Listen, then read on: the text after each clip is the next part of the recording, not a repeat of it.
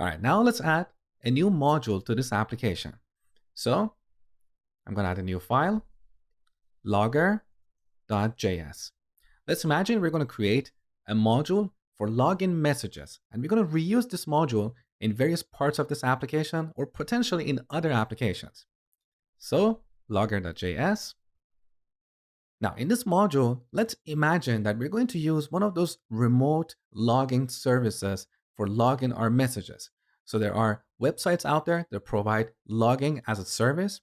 They give us a URL and we can send an HTTP request to that URL to log messages in the cloud.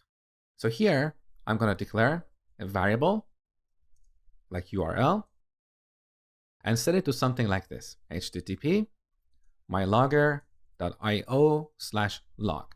And of course, I'm making this up. It may not be a true service out there, but let's imagine in this implementation, we're going to send an HTTP request to this endpoint, to this URL.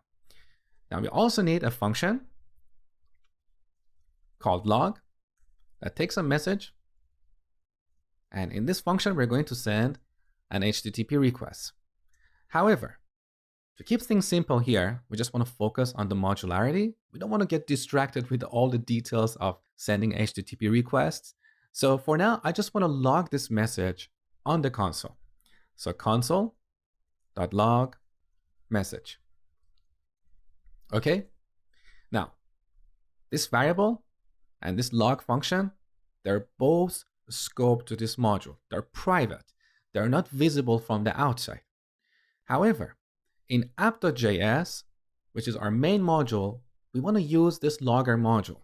So we should be able to access this log function.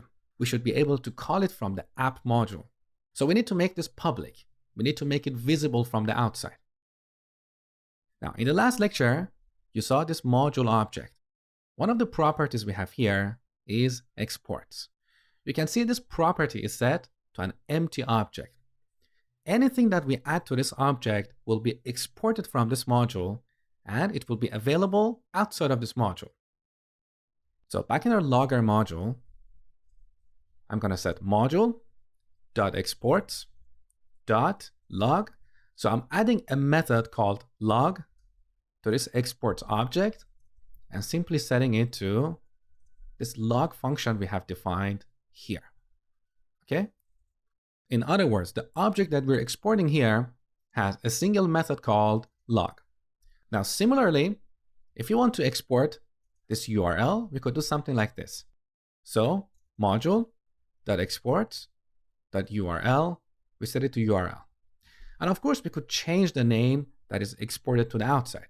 For example, internally, we may call this variable URL, but when we export it, we may call it endpoint.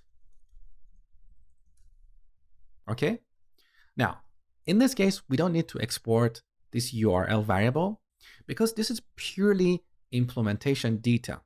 So in real-world applications, every module might have several variables and functions.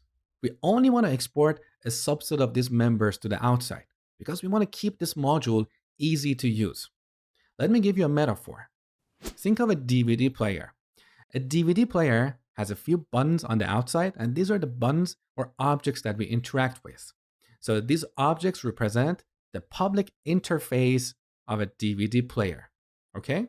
But inside the box, there are lots of other objects. They're complex objects. We don't need to know anything about these objects.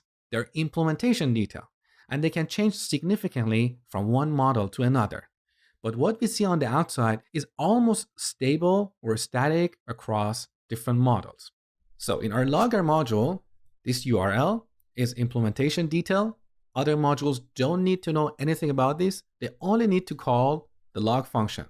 So we export this, make it public, but keep the URL private. So I'm going to delete this last line. Okay, so we're done with our logger module. Now we need to load this module and use it inside app.js.